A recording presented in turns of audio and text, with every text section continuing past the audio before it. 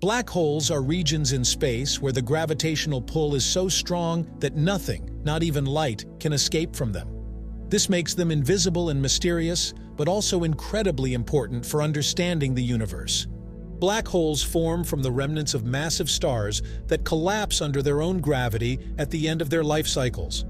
This process is both dramatic and beautiful, involving one of the most extreme transformations in the cosmos. At the heart of a black hole is the event horizon, the point of no return. Anything that crosses this boundary is swallowed forever, and beyond that lies the singularity, where all the black hole's mass is concentrated into an infinitely small point.